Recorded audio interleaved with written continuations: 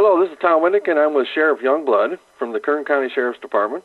And he did a briefing to the media today about ICE and our relationship with ICE. And so I got a chance to get him on the phone and get some information from him directly. So, Sheriff, thanks for joining us today. Certainly, my pleasure. All right. Can you give me a short synopsis of what your media brief was today? Yeah, the Fox News aired a segment last night on national news on a report that came from ICE that showed Kern County was like number 3 on not honoring detainers from ICE. And it simply was not true. We don't deal with detainers any longer. We have ICE agents that work out of our jail, and they have access to the database. So it was just a fake report. It wasn't true. The number of they said there were 65 of them in a 6-day period. We don't even have that same month of February, which is the 6-day snapshot was taken from. We only had 25 requests for information from ICE.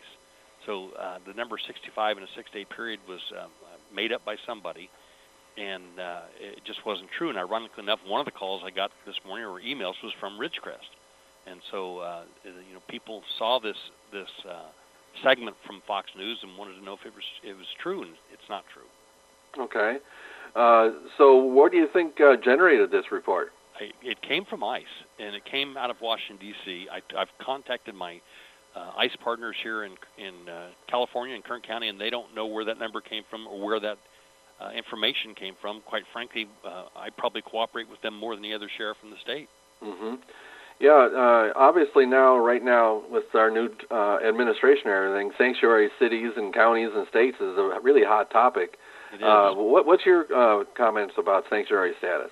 Well, I think that the federal government needs to define what a sanctuary city county is, number one, and because nobody knows what that definition is. I know that we're not a sanctuary county. We work with ICE. We allow them in the jail to have access to the database. They're our federal partners, and no one cooperates more, so I know we're not a sanctuary county. But the hazards of being on that list of being a sanctuary city or county is a severance of federal funds on grants, SCAP money. There's just a lot of money that the federal government gives to counties. And so I wouldn't want to be on that list, but the money aside, we wouldn't be on there anyway. Okay. So basically, since you said we have ICE in your jails already, there's really no need that you would have to contact them because they're there viewing everybody that you bring in. There would be no need for them to request a 48-hour detainer. Okay. Because they're there, they know when they're going to be released, and they're there to take them. All right. So when prisoners are brought into the jail system, so they just check that automatically as the database as they bring them in. Then is that how that works? Correct. We don't ask whether you're in the country legally or not because, quite frankly, they're going to be honest with you. Right. And so ICE goes through the database of the number of inmates with names, date of birth, their history until they find out that someone is that they know is in their country illegally, and they're arrested on a felony or a violent felony or a serious crime or a threat to our nation. They then deport them. Okay. One of the things that I've had a lot of people ask me about, and I don't know the answer, and does the criminal justice system track like the amount of prisoners that we have, or the people that we have in jails that are illegal aliens, or is that data that's collected or not? It's not collected because it would be erroneous because we don't even ask. Because, like I said, if you ask a guy that's in the country illegally, are you here legally, he's going to say yes. Mm-hmm. Right. Why would he say no? Right. But I'm referring to somebody's been charged with something and they've gone to jail. ICE has data on how many they deport. Okay. Yes. Okay. And does Kern County ever do any or help ICE, or does ICE do any sweeps in Kern County for this? If they do, it's without us.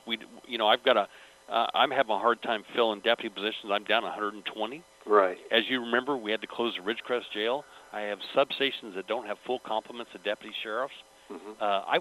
Where would I get people to ICE sweeps at? Okay. I'm struggling providing 24-hour substation service and service the city of Bakersfield. Mm-hmm. Are you aware of ICE doing any sweeps in Kern County? None that I'm aware of. Okay. All right, yeah, because that's another hot topic in the news. Yeah. They're saying they're doing sweeps all over the place.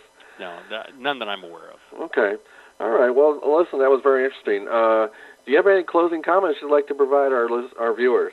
No, I appreciate the call, though, and the opportunity to talk to you, Tom. Okay. And I do appreciate you taking the time to talk to us. All right. Have a great day. Thank you, Sheriff.